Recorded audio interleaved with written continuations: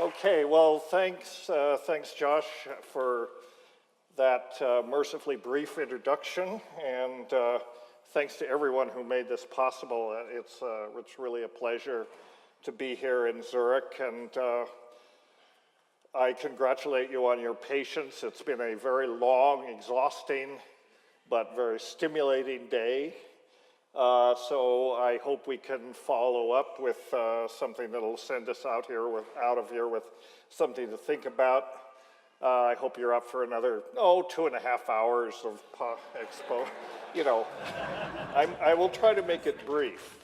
This talk used to be about an hour and a half, but I've cut it down, so hopefully it won't be an ordeal for you or me. Well, here we go. I've always been interested in the mind, in consciousness, of course, and as I've studied indigenous cultures and sort of the historical roots of shamanic healing and psychedelics and all this, I've become interested in the ancient mind, which in many surprising ways is a lot like the modern mind, as we are now finding out. So the question arises, what is consciousness? We all experience it, most of us, at some point or another, not all the time. Probably some people don't experience it at all. But in general, we have experiences of consciousness. And in order to agree what that is, if we're going to talk about the origins of consciousness, we have to discuss what it is. So, this is the major conundrum of Western philosophy for centuries. What is consciousness? And there's really no consensus. There are almost as many definitions as there are philosophers and scientists to supply those definitions. One of the things that we're faced with when we think about consciousness is we have to think about the easy versus the hard problem in explaining consciousness. We've gotten pretty good at explaining the easy part. The easy part is a sort of understanding the neural structures and processes that underlie conscious experience. Now, with all the technologies that we have, neuroimaging and this sort of thing, you know, we can kind of open a window on the working brain while it is doing conscious things. In fact, even when it's not being conscious, well, it's solving a mathematical problem or thinking about something else or having a psychedelic experience or having a mystical experience.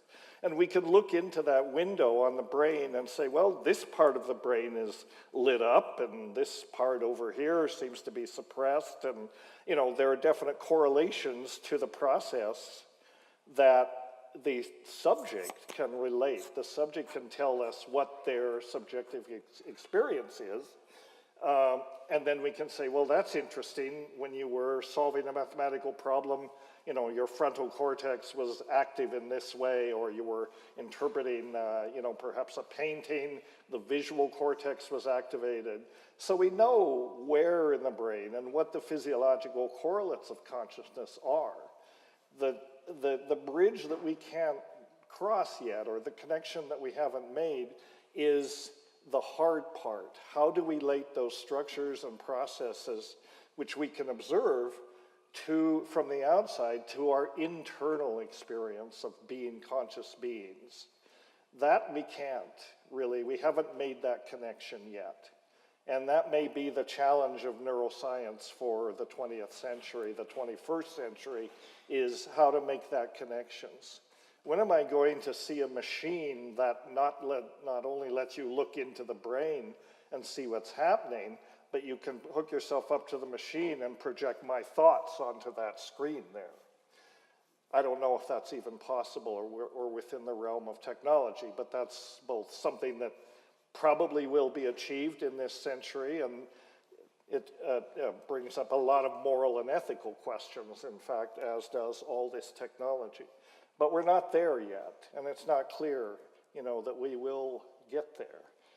Well, consciousness, there are various ways, many definitions of consciousness. Some of them are rather mundane, but I picked out a few that are sort of pertinent to this talk. In philosophy, that consciousness is understood as the mind or mental faculties as characterized by thought, feelings, and volition. Okay, we can settle for that. That's not, this thing is, the state of being conscious is awareness of one's own existence, sensations, thoughts, and of our surroundings, as I mentioned. But the kind of consciousness I'm talking about and the kind of origins of consciousness is the kind of consciousness that requires an ability to apprehend the world through the senses and to integrate that external information with internal processing to essentially create or construct an internal representation, a model of reality. Because we do not live in reality. We live in the model of reality that our brain synthesizes. In other words, we live in the reality hallucination.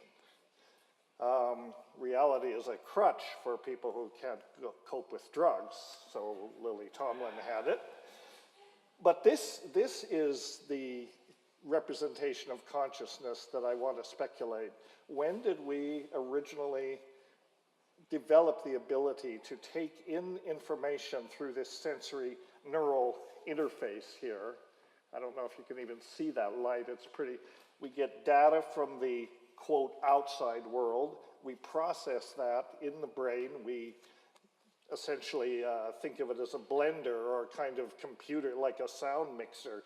We take that information, we mix it in with other things that we supply through association, memory, all sorts of internal processes, and we create this model of reality, which makes sense to us, because reality, if much of what goes on in this processing is filtering things out, there are neural gating mechanisms that are very sophisticated to minimize the information that we take in from the outside. Otherwise, we'd be living in a blooming, buzzing confusion all the time, and we wouldn't know essentially what's going on. So it's this selective filtering that contributes to constructing this model of reality that we exist in, this interior representation of the external world that integrates the sensory information that's coming through these gates, our eyes, ears, and other senses. And so by integrating this input, filtering through this, and combining it, we construct this model reality.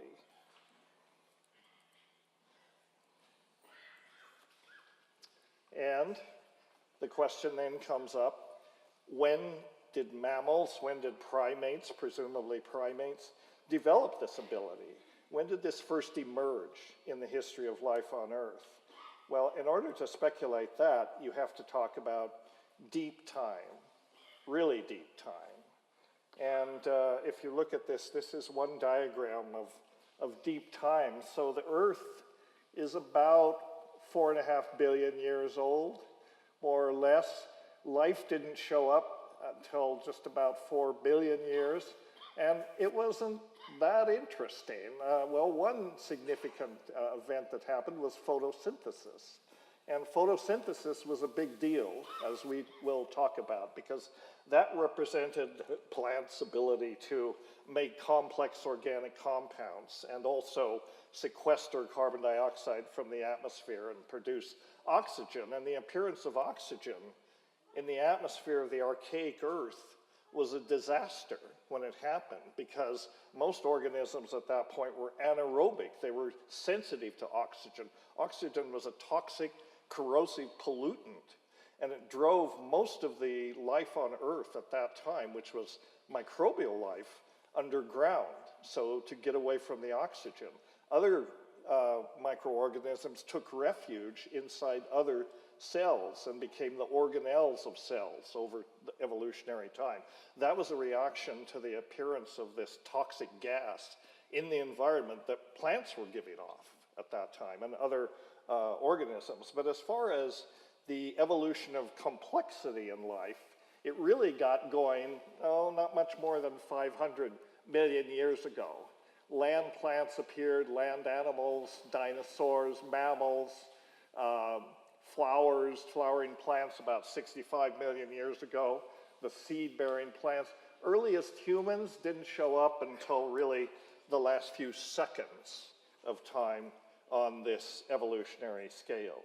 So there's another way to look at this. You can look at this evolutionary spiral, which is just kind of cool for what it is. This is a direct rip-off out of Wikipedia if you want to look at it for yourself. But looking at some of these milestones here, which are not actually that easy to see, if you look at about 500 million years ago, this is the point where organisms began to exhibit essentially responses to the environment, motility, and a sort of anterior to frontal kind of focus, movement, and this sort of thing.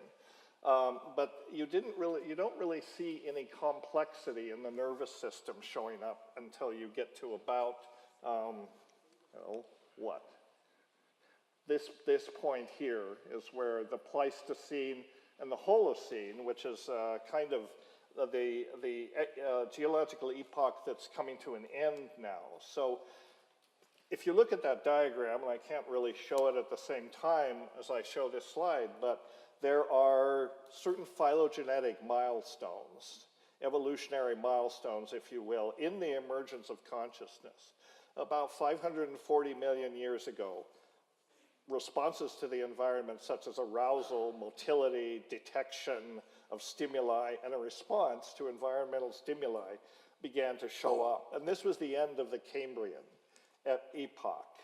And then around 315 million years ago, you found a divergence of phylogenetic ancestors. So the birds, the reptiles, and the mammals in the Pennsylvanian epoch began to diverge at this point. And they all had certain neurological or certain features in common, of the nervous system. There was this commonality in structure. Consciousness of the self, or so-called mirror self-recognition, when an organism or usually a primate can look in a mirror and realize that it's not another animal looking out of the mirror, that it is actually itself reflected back. That's a huge shift in consciousness, and that showed up quite late in this process, only about 5 million years in primates. This subjective self-awareness is actually a fork that represents a divergence between monkeys and the great apes. The monkeys can't do this. Great apes can do this, or the line of primates that led eventually to the hominids. And then only about 4 to 2 million years ago, we got this expansion of the neocortex. And that corresponds to the emergence of this rich inner subjective experience, this reality model, if you will, this world model. And it's an oniric state. It's a state where dreams, essentially inner visualization, can take place. And this is where we began to see this model of reality emerge somewhere between 4 and 2 million years ago. And reflected in, and it's important to remember that, the evidence we have about the evolution of the brain and the human neural architecture is really quite spotty. We have to rely on the fossil evidence in order to more or less guess what was going on. But we have enough information to be able to say that within that relatively narrow time frame, 2 to 4 million years ago, it's remarkable that between then and now, the size of the human brain, the size of the cranial capacity, and therefore the size of the brain, tripled in approximately 2 million years, which is an extremely rapid expansion in terms of evolutionary time. This is a blink of an eye. Now this diagram is rather outdated. I'm sorry for that, because this isn't exactly the real picture of evolution that they have now, but I've been unable to, and probably too lazy to update it. But this gives the basic picture. You've got millions of years on this axis, starting at about 4 million years. You have cranial capacity in cubic centimeters along this axis.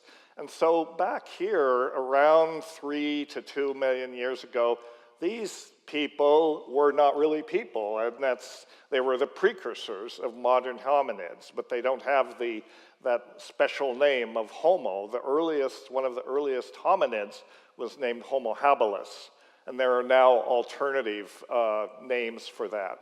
But Homo habilis was really probably the first true human, and that arose from these ancestral precursors. Homo habilis had the largest brain capacity to date, and yet still fairly small, only about 800 cubic centimeters. And then over the course of evolutionary time, around 1.9 million years ago, the next one appeared that was significant in the sequence, and that was Homo erectus. And Homo erectus had about 1,100 cubic centimeters and was definitely intelligent. There were archaeological sites that show that they had a sense of spirituality. There are ceremonial sites. There is even art that's been uncovered that's around 500,000 years old. And Homo erectus, in this really what is a non-linear evolutionary line, but Homo erectus is so far the most successful hominid to ever inhabit the planet. If you measure that by its longevity, it showed up about 1.9 million years ago, and it died out pretty much about 100,000 years ago. So it lived a very long time. By comparison, Homo sapiens, which is us, this diagram is really kind of a distortion because it shows that we've been around about 100,000 years.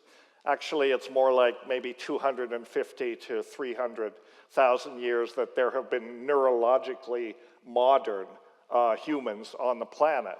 And in fact, the appearance of Homo sapiens and Homo neanderthalensis may have had something to do with the extinction of Homo erectus. Essentially, we came along and we may have wiped these people out. But you got to hand it to Homo erectus.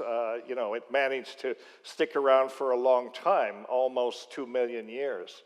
The way things are going, if Homo sapiens is able to live that long, that will really be something, and it's not looking good. So, you know. So anyway, that's a snapshot picture of the expansion of the human brain. And we relate neural complexity in a large brain, many neural connections, and these kinds of structures to consciousness, to the ability to think, and to the ability to generate or construct this inner subjective reality. So the question is, what factors may have given rise to this rapid, literally, explosion in the size of the human brain and the complexity of it over time?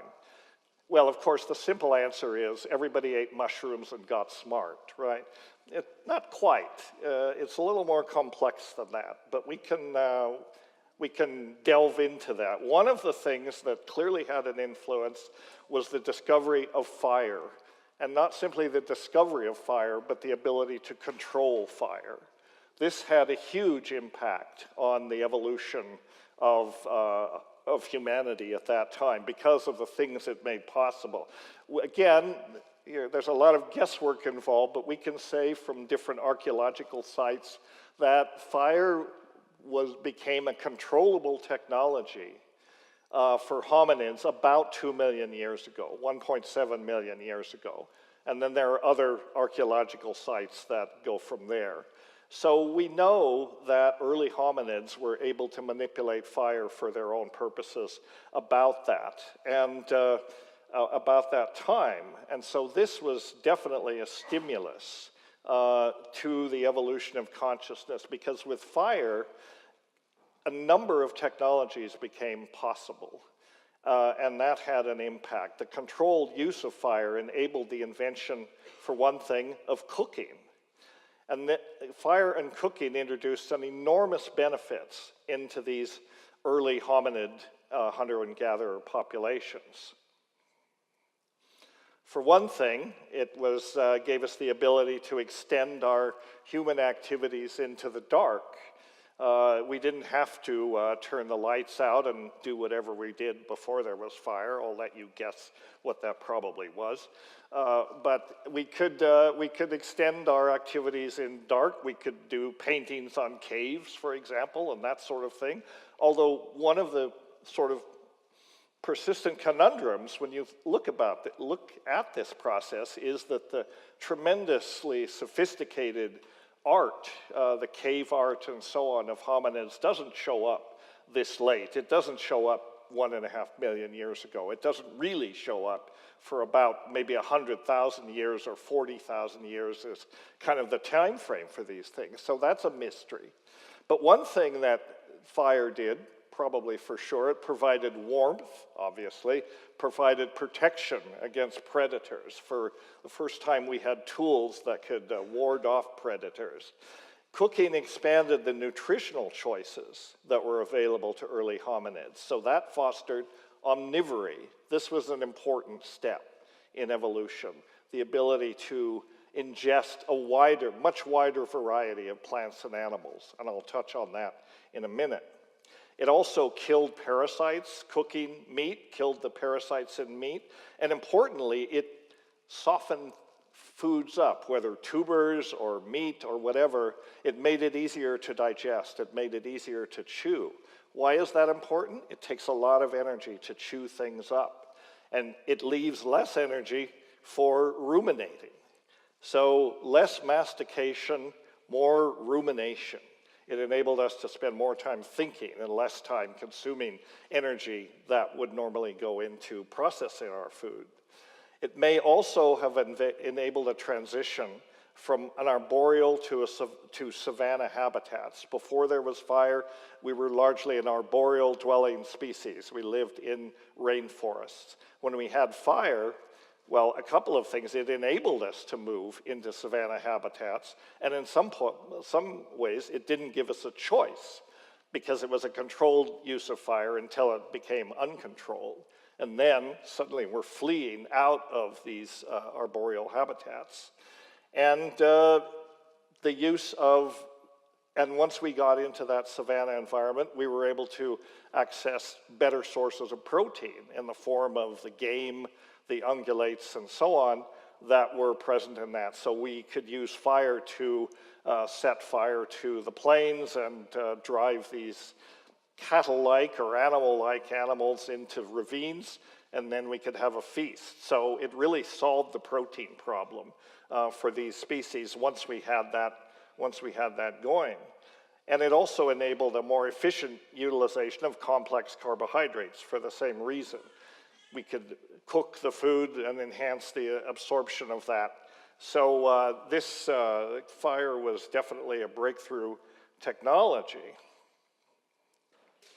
And it also directly impinged the emergence of consciousness at about this time in at least 3 important ways. One of them, as I mentioned, is omnivory. Fire and cooking vastly expanded the nutritional choices that were available to early hominids. It expanded the geographic range for foraging. It expanded dietary exposure to a wider array of bioactive constituents. Cooking technology also provided the basic tools of chemistry and pharmacology. We don't think of it that way, but the ability to make concentrated plant extracts or to prepare even smoking mixtures and this sort of thing. I don't know if anyone has a handle on when people started smoking things, but the technology was there early on. And I think Oscar mentioned something very important that I haven't really mentioned. When did people start sampling plants from their environment, or sampling animals for that matter, and smoking them? That was a new drug delivery system that wasn't available before. And then the expansion of the habitats, control of fire, forced us sometimes into these habitats. Once forced into these habitats, it's very likely that we would have encountered this mushroom, the pan-tropical psilocybin mushroom, Psilocybe cubensis, which you can still find today in tropical pastures, warm tropical pastures after a rain all over the world. Well, they would have likely been there 1 million years or 2 million years ago as well. We know from the phylogeny of fungi that fungi are very old phylogenetically.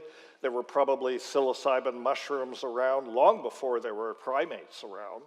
But in this novel savanna environment, these mushrooms would have been present. And these are not, you know, many psilocybin mushrooms are kind of little brown mushrooms. They're not too spectacular. They're easy to ignore. They're easy not to notice. These babies are different. These are not shrinking violet mushrooms. These are big, robust, sometimes, you know, 6 inches tall, 1 foot tall, with large caps and a golden color. Impossible not to notice. So if you're a foraging primate out in your savanna environment, besides the animals that you're foraging for, you're also foraging for food. Chances are, if these mushrooms are around, you can't not notice them, right? And being curious primates, you're probably going to bend over and pick it up. And this is one of the things, and eat it. And although they don't taste great, they don't taste bad. And once that connection is made, then interesting things begin to happen. So this was probably the trigger for a number of different processes that led to the origin of consciousness. We don't know exactly when this happened, but there's no reason to think it was recent. It was, in fact, probably not so recent. And it had to have an impact, if you think about it, on the origin of consciousness. What kind of an impact might it have had? Well, again, we can speculate. Every time I show this slide, I have to wonder, I'm increasingly old, my audience is increasingly young. I don't know how many people recognize this icon, but this is, of course, the monolith from the science fiction classic 2001. And the monolith is a representation, conceptually, of what's sometimes called the mysterium tremendum. It is something that erupts into history. It's completely irresistible. It's completely alien. It's incomprehensible. It's terrifying. It's fascinating. It's wholly other. It's outside of time or space and human ken. And it cannot be looked at directly, but we cannot tear our eyes away from it. And the monolith in the movie stands in for this mysterium tremendum. And in the movie, if you're familiar with it, and if you're not, I suggest you go home and watch it, because it's still a classic and maybe one of the greatest science fiction movies ever made. But in the movie, the monolith shows up not only at the beginning of history, at the dawn of history. I mean, this is sort of, you know, another clip from the movie. It's sort of like, honey, did you notice what showed up in the backyard last night? Anyway, it shows up at critical junctures in human evolution, and it nudges us forward. It tends to nudge our cognitive development forward. And in the movie, again, even though, you know, it shows the dawn of history, and then it skips very quickly to the dawn of the space age. Actually, they got the time wrong, because we're not quite there yet. But the idea is that it was some external alien force that was moving forward the evolution of consciousness. Well, you know what I'm about to say. You don't have to go to Jupiter to find the mysterium tremendum. It is not some alien force, it is an earthly force. It's a distinctly terrestrial force, and it's these mushrooms and the other sacred plants, the other psychoactive, psychedelic plants that just live in the environment awaiting for us to discover them. But it's likely that psilocybin was probably the first one discovered. For one thing, it would have been in these savanna environments, and no doubt early hominids would have come in touch with them. The other aspect is they don't require any technology. You don't have to have technology to benefit from the properties of psilocybin mushrooms. No preparation required. All that's required is the curiosity to bend over and pick it up and sample it. And then it's triggered. And then, as we know, if we look at the history of the psychedelic plants, extremely sophisticated, what you might call folk technologies evolved for the preparation of things like ayahuasca, or even the toad medicine, or the snuffs. You know, people have remarked the hallucinogenic snuffs, a perennial debate in ethnopharmacology is, how did people figure out how to combine just these two plants to make ayahuasca, one containing DMT and the other containing an enzyme that inhibits, the other containing alkaloid that inhibits the breakdown of DMT in the gut and renders it orally active. DMT is not orally active without that potentiation by a monoamine oxidase inhibitor, which is interesting because DMT is not an uncommon compound in nature. It's only 2 steps from tryptophan. And so it's if you look at the genera that have DMT, like Mimosa, Psychotria, Acacia, these are families that contain thousands and thousands of species. And most of them can, if they're a family noted for tryptamines, you can figure probably 75% of those species contain DMT or related tryptamines. So it's literally true that nature is drenched in DMT. There are many, many thousands of species, but only a few were recognized and became utilized. These psychedelics, which were resident in nature for possibly millions of years, the classical psychedelics, things like psilocybin, LSD, well, LSD is a synthetic, but there are related compounds in nature that aren't, and DMT, they interact selectively with a particular subtype of serotonin receptors. Serotonin is also a tryptamine, 5-hydroxytryptamine, and the psychedelics interact with many receptors, but the one that seems to be involved with the psychedelic or mystical experience are the 5-HT2A, or the serotonin 2A receptors. So these compounds are messenger molecules, essentially. They're molecules that target these neurotransmitters that mediates consciousness in the brain of these primates. And as we'll see, messenger molecules essentially are a language of plants, a chemical language by which it regulates its interactions with everything in the environment. So if these are messenger molecules, what is the point? What do they do, potentially? Well, as we know, psychedelics can initiate or stimulate a process called synesthesia.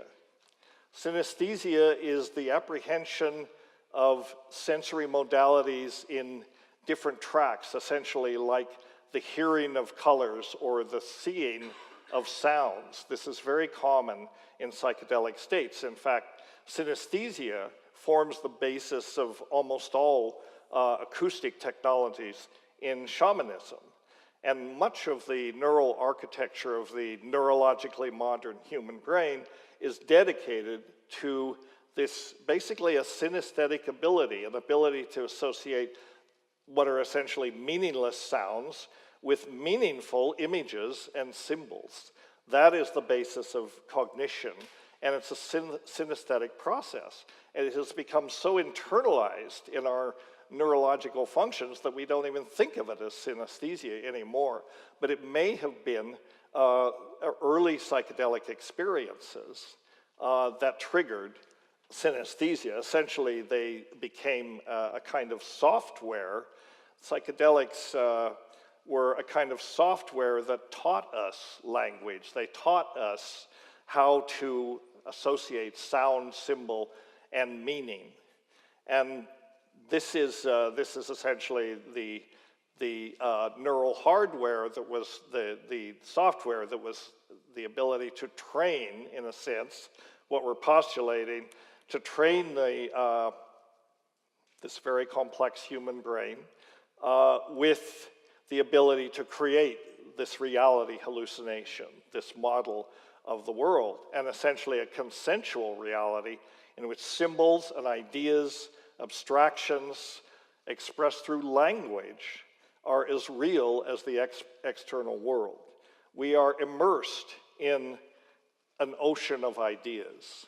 They are and abstractions. They are as real to us as anything in the external world. This is probably familiar to you. This is the stoned ape idea that we're talking about, and Alex Gray's inspired representation of the primate, ingesting psilocybin mushrooms and kind of getting the message. And suddenly ideas, abstractions, images, synesthesia begins to flow forth in generation of what is sometimes called the logos, pure meaning, not necessarily tied to any particular language, just pure apprehension.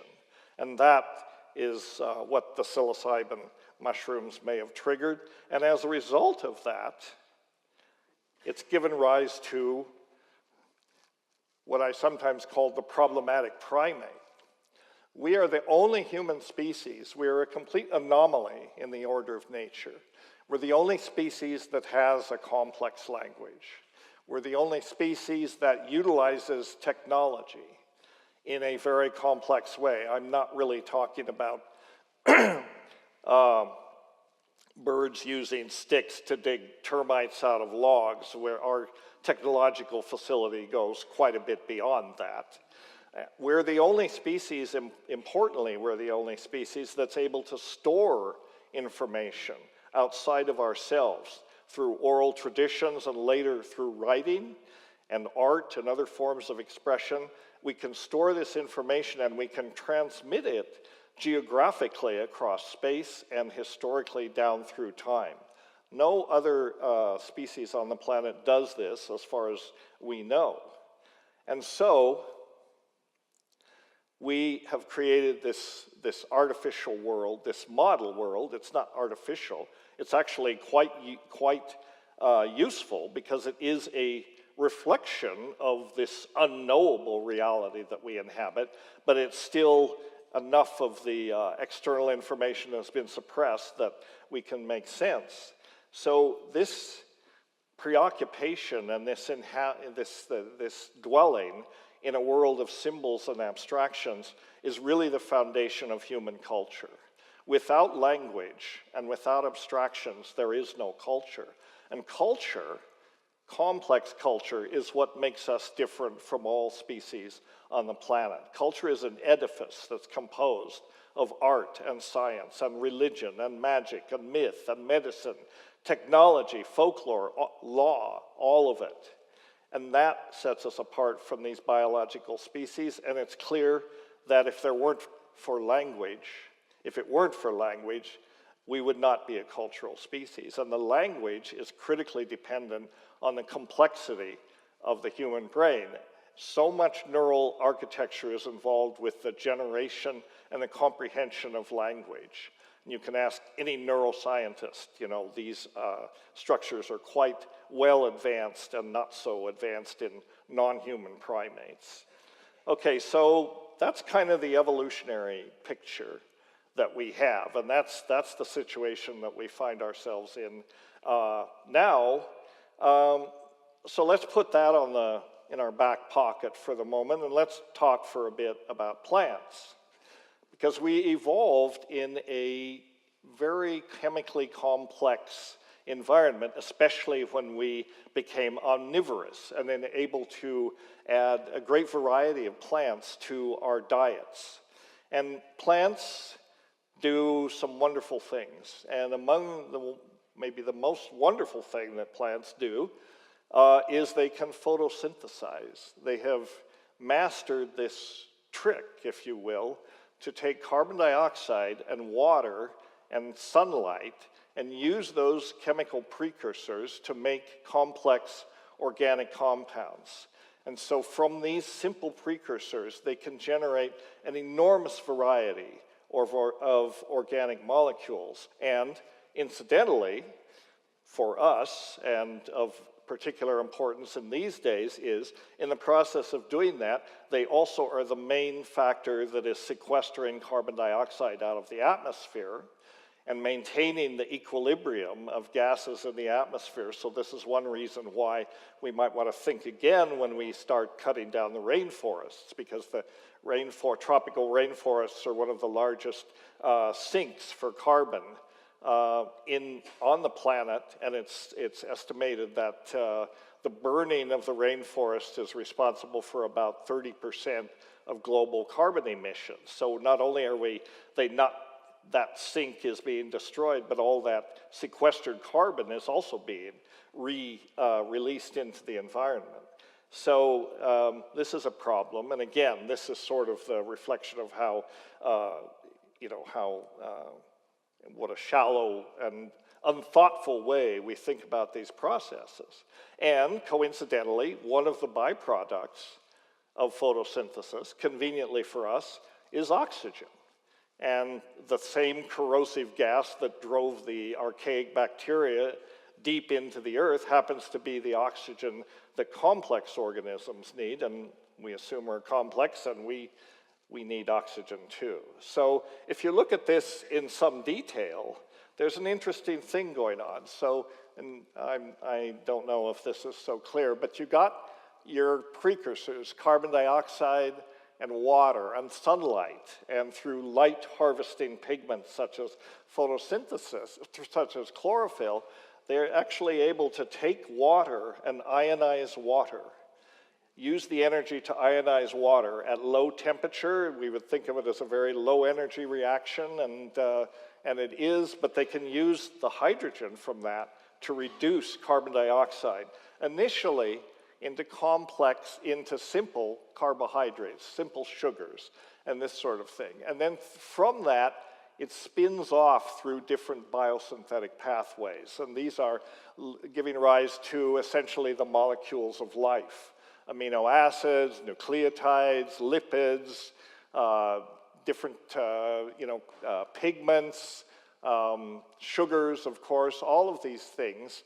And these are part of what's sometimes called primary metabolites. They're primary because essentially they're essential for life.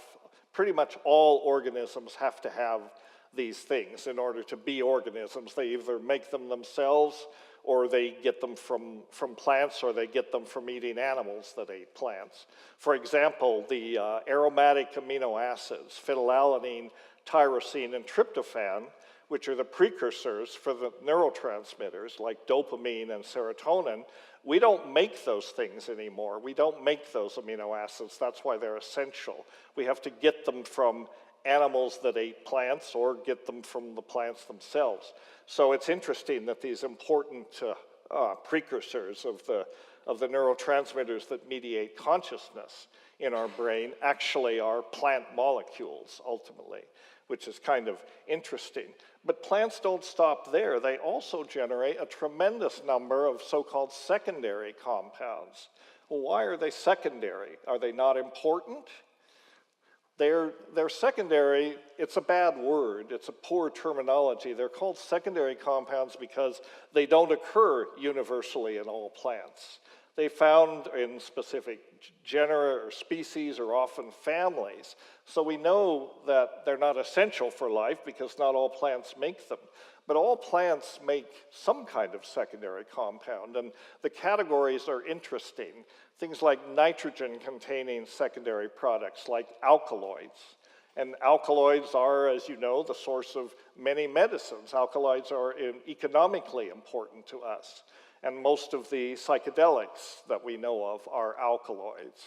And plants make these things for some purpose. And they also can make phenolic compounds. There's a tremendous array of phenolics that plants make, and every one of these boxes represents a category of thousands and thousands of organic structures. So, you know, the complexity of this is really quite staggering. But phenolics, for example, give rise to things like tannins and lignans, the molecules that give trees their strength, flavonoids, another form of pigment that's very important in light processing. And then another category are the monoterpenes, or the terpenoids, which vary from very low molecular weight compounds, essentially about 15 carbons, that are the source of essential oils and aromatic compounds, fragrances that plants produce. But then as you go up in molecular weight, you also go up in molecular complexity. So you've got diterpenes, triterpenes, which include the plant sterols, eventually the high molecular weight terpenoids like the tetraterpenes are bright colored pigments like that you find often in the skins of fruits. So many of these compounds have to do with what they do with light, how they either protect from injury from light or they capture light and use it for interesting things. And if you go all the way to the top, if you talk about polyterpenoids or polyisoprenes in this case, then you find natural rubber. So there's all of these incredible secondary compounds. Are plants making these things simply because they can? Are they making them out of what you might call biological exuberance? I mean, we've got energy to burn because we figured out photosynthesis, so we'll just start spinning out all this chemistry because, you know, we love chemistry. Well, it's not exactly like that. They actually do something for the plants, and what they do is, it's been said that plants substitute biosynthesis, what we were looking at in the previous, biosynthetic pathways for behavior.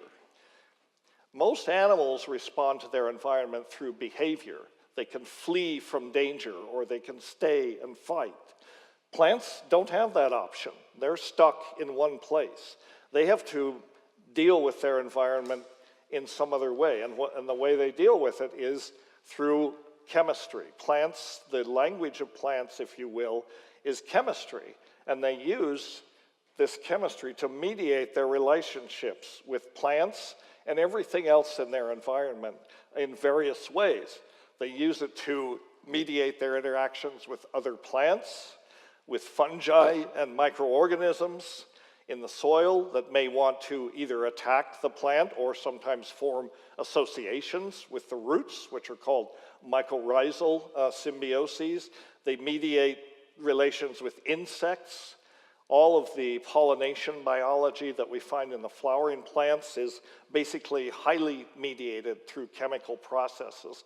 In biology, this is called signal transduction. Signal transduction is a kind of communication in biological systems that involve one molecule binding to a receptor on some target. So it's a little different. That it's not electromagnetism that carries the message, it's chemistry that carries the message. And of course, plants mediate their environment with herbivores. Well, we're herbivores, among other things. We're omnivores, and we're humans, and we like to consume plants. And sometimes those plants have surprising effects on consciousness. So plants use these secondary compounds for basically three main functions. They use them for defense, which is obvious, kind of. They can be repellents. Many of these secondary compounds are toxic, and as a result, they send a message to anything that might want to nibble on it. Don't go there. Just leave me alone. If you eat me, you'll be sorry. That's a pretty simple message, right? But it gets more interesting when the message is a little different, when it's not stay away, when it's more like come hither. Let's do symbiosis together. Let's collaborate. Let's form a relationship with something that's not a plant. And that's essentially, that's the definition of symbiosis, is a close biological association of different species that's often to mutual benefit of both species. And you have to have, in order to have symbiosis, you have to have semiosis, which is essentially the signaling function. And the semiosis could be various things. It could be the appearance, maybe a particular color, like for example, birds will recognize a brightly colored fruit and they will eat the fruit, collect the seeds and disperse the seeds. But the cue for the bird or whatever animal is dispersing it is really the color of the fruit. So that's a chemical reaction. Other times it's maybe the fragrance of the plant or the taste of it, other sensory properties. And for example, alkaloids are notorious for being bitter. And bitter may have been a chemical signal for these curious primates. After they initially sampled the mushrooms, then they're probably wondering, I wonder what else is out there that might have these similar effects. And they associate bitterness with essentially biological activity. So just bees have this complex chemically induced relationship. And of course, we do. They say, often it's a cliche to say, we are what we eat. But we really are what we eat. And this controlled fire technology brought our ancestors into even closer contact with this diverse chemical ecology. We could utilize it in a wider way. And because of that, it had, as we evolved in this complex chemical ecology, if you want to think of it that way, there were different effects that came from that. So secondary compounds in plants that we are foraging and consuming. So through dietary exposure, what were the consequences of that? Well, there were both phenotypic and genotypic effects. There were direct effects on the phenotype. For example, we learned recognition and avoidance behaviors. We learned to recognize plants that might be harmful and stay away from them. We learned how to detoxify plants. That was another benefit of cooking technology, was it gave us a way to detoxify many plants that would have otherwise been not consumable. And then it also, on the phenotypic level, activated various physiological mechanisms to enable us to process some of these toxins. This is the basis of individual biochemical individuality. Every person has a unique diet. Every person lives in kind of their own personal chemical ecology, which is shared by others. But your biochemical profile, the spectrum of enzymes in your liver, for example, is usually a unique complement that reflects what you've been eating. Basically, pretty simple compound. But these are inducible enzymes that the genome has the ability to produce, but they're only activated when we are exposed to the external compound. And then on the genotype as well, as these processes lead to genetic and epigenetic effects. There's feedback to the genome. There are molecular changes in these specific gene products, enzymes, hormones, and that sort of thing, that enables us to adapt to this chemical ecology. And then on a population level, these exposures had what this author calls initiated variations in diverse metabolic processes. So it, for example, led to modifications in disease susceptibility. For example, consuming plants that have stimulative effects on the immune system that boost immune functions would tend to have a disease, would tend to enable that population to resist disease compared to another one adjacent to it that may not have that plant in their environment. So that gives it a genetic advantage. So these processes lead to changes in both individual and group biological fitness, eventually shifts in gene frequencies, and ultimately resulting in evolutionary change. Not necessarily advancement, but at least change. So if these plant molecules in general are molecular messengers that the plant uses to mediate its relationships with everything in the environment, and if the psychedelics are messenger molecules, which Most of those who have sampled them seem to think they are. So what is that message? What's the message that the psychedelics are sending to us?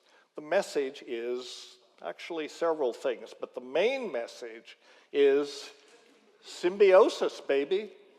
We the plants, want to form symbioses with you, the problematic primate, because that makes it easy for us. That to form a symbiosis with primates gives plants a sort of leg up in terms of they are protected from the vicissitudes of natural selection. The diabolic pact that they have to make with humans, though, is that they're subjected to the artificial effects of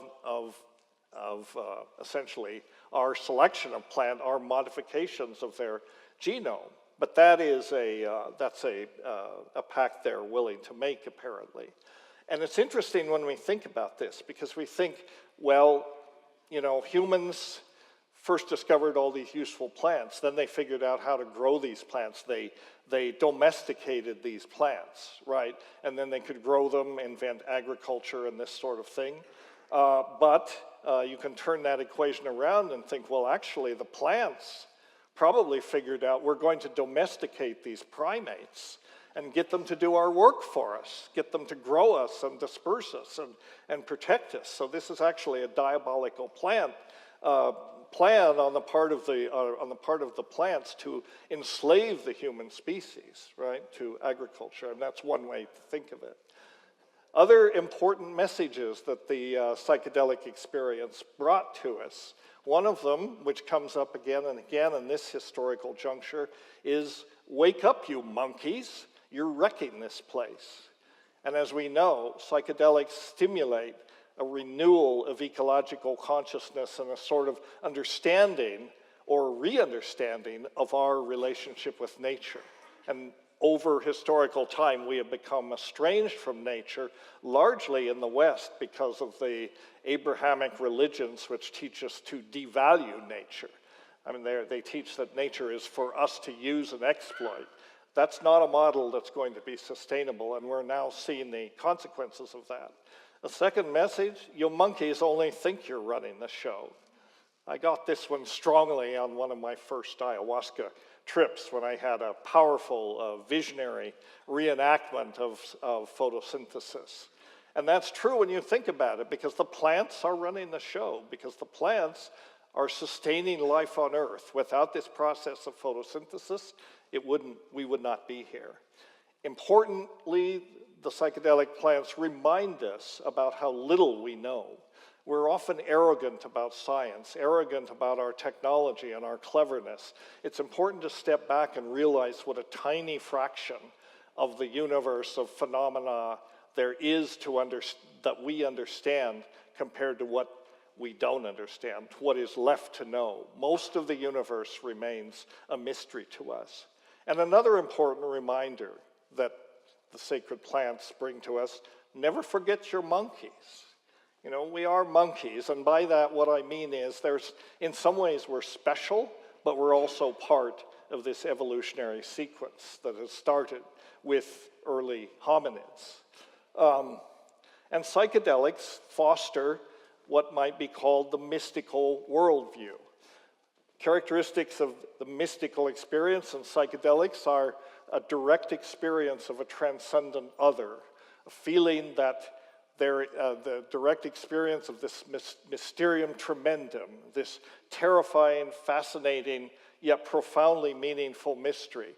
Oceanic boundlessness, which is just another way to say we feel like we're all one. We understand the interconnectedness of all beings and the fact that we really aren't separate from it. There's an apprehension of this unity of experience. And these experiences, as the current science is showing us, are often profoundly meaningful and transformative for people. A very common reaction reported by people in the current, who are subjects in some of these psilocybin studies, say, it was the most profound experience of my life. It was the most personally meaningful experience of my life. Well, my God, I mean, if you can get that from a drug, why wouldn't everyone want to take it? And in certain historical periods, there were mystery religions in the Mediterranean, the chief one, the oldest and most long-lived one, being the mystery school at Eleusis, where one or more psychedelic plants was consumed by everyone who was anyone in Hellenic society. And it was considered a secret. You were not supposed to talk about it, but it was definitely an important cultural rite of passage. So that's often an experience of exposure to psychedelics. And these were not belief systems. These were more like empirical observations of the nature of reality. And when you've had a mystical experience on a psychedelic, it seems obvious. I mean, it's like it's self-evident. And interestingly enough, this view of the way things are, the way nature is actually closest right now to the emerging scientific paradigm. So it's not unscientific at all. So in order to deal with the material that these psychedelic experiences elicited, we had to invent two technologies to deal with these transpersonal dimensions. One of them was shamanism. Shamanism is essentially a set of beliefs and practices for communicating with the spirit world. It's a way of taking this content and doing something practical with it, a way to navigate in these non-ordinary realities to obtain useful information. Like, for example, where will the game be next week, or what to plant, you know, in the summer, that sort of thing. And shamanism is not religion, it's older than religion, but it is at the root of religion, and also the root of medicine, and pharmacology, and chemistry, and theater, and art, and poetry. So shamanism is very important, and especially on the linguistic level. The shaman is as much a poet as a healer. The shaman is literally a showman. It is a theatrical profession as much as any. It is someone who, through language, songs, and stories, expresses the cosmic and mythical narratives of their culture as received in the shamanic trance. I don't know if you're familiar with this wonderful essay by Henry Mung, which was published first in an anthology called Hallucinogens and Shamanism in 1973. He writes, language is an ecstatic activity of signification. Intoxicated by the mushrooms, the fluency, the ease, the aptness of expression one becomes capable of are such that one is astounded by the words that issue forth from the contact of the intention of articulation with the matter of experience. The spontaneity the mushrooms liberate is not only perceptual but linguistic. For the shaman, it is as if existence were uttering itself through him, or in this case, her, and probably most of the shamans were actually women. The other technology which sprang out of shamanism was religion. And religion embodies many of the elements that shamanism embodies on an individual level. Religion embodies that for the community. It's a set of beliefs and practices centered on specific supernatural and moral claims about reality, the cosmos, and human nature, and often codified as prayer, ritual, and religious law. So it's a more institutional instantiation of these understandings. It includes ancestral and cultural traditions, writings, history, and mythology, also including personal faith and mystical experience. Personal practices related to communal faith and group rituals stemming from shared conviction. And psychedelics are not religion in themselves, but what they do is they activate religious sensibilities, which is interesting to think about because that means that there is a neural substrate in our brain that responds to the religious impulse. Okay, I'm not too much longer, I hope. I have to mention, of course, another major milestones in the evolution of consciousness, and this one happened relatively recently.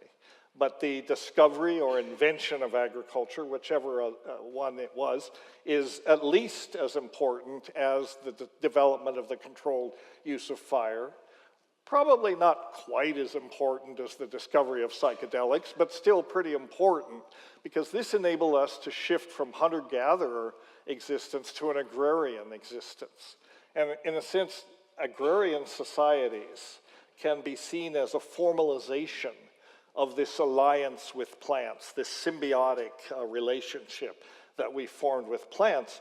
And what that means possible is we don't have to spend all of our time foraging for food. We can create centers of populations, we can create cities, towns, villages, and that sort of thing.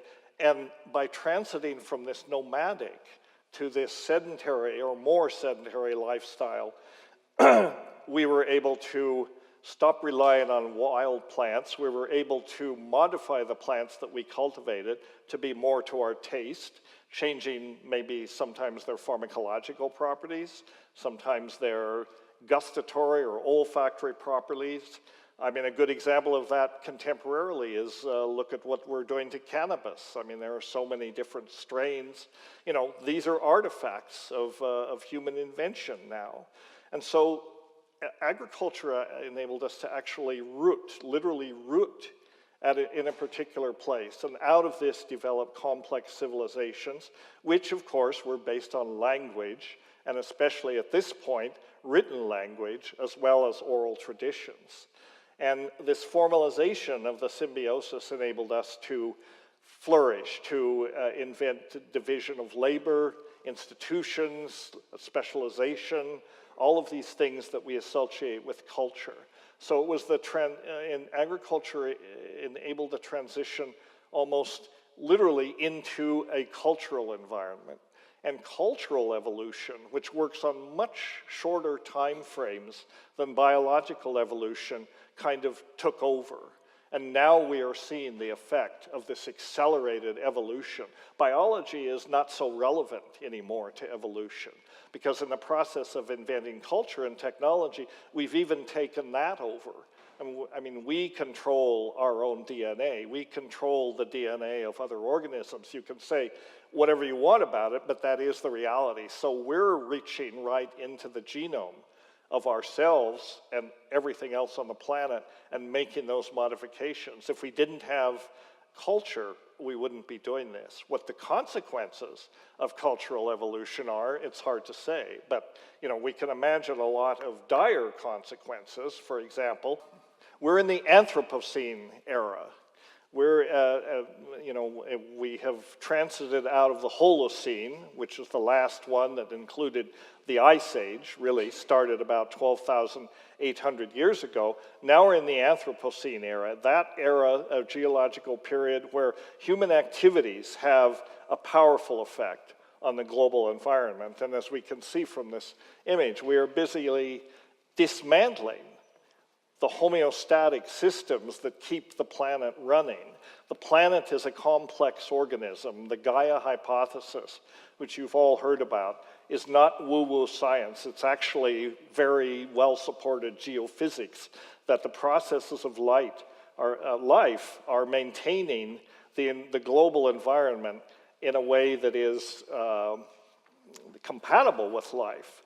The gaseous composition of the atmosphere, the acidity of the oceans, the temperature of the planet overall, all of these processes on which life depends, it's not accidental. Life is actively maintaining these parameters.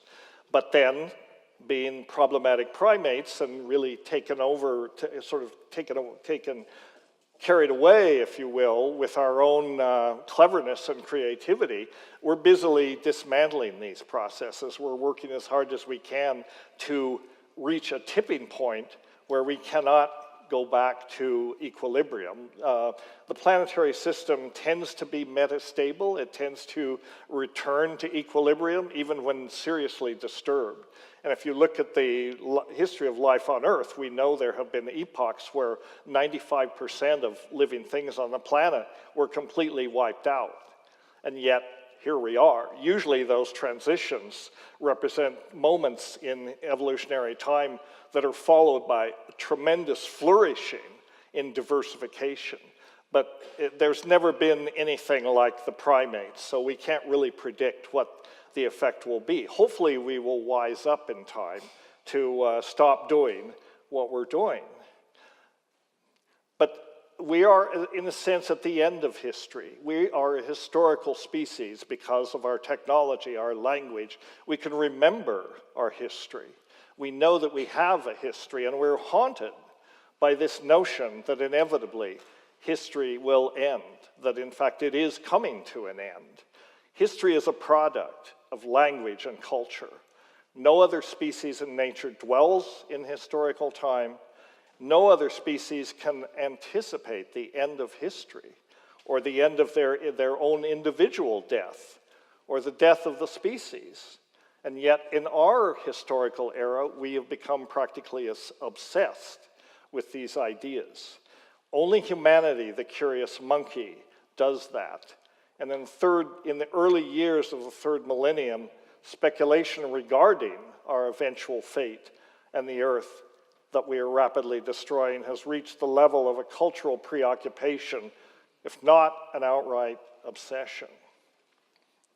One thing that we can say, the same curious and evolutionarily hypertrophied brain that got us into this mess is probably the only thing that's going to get out of us, and I think at this historical juncture, our task is the same one that we were faced with who knows how many million years ago, to understand ourselves and our place in nature.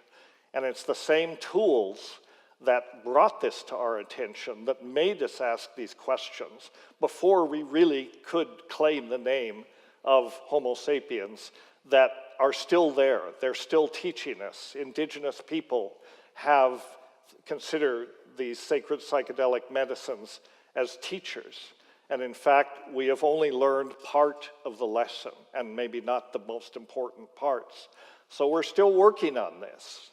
And there may be, at the end of history, as we cross over into a post-historical or ahistorical mode of existence, there may yet be a mushroom at the end of that process. The only question is, which one? The choice is ours. Thank you.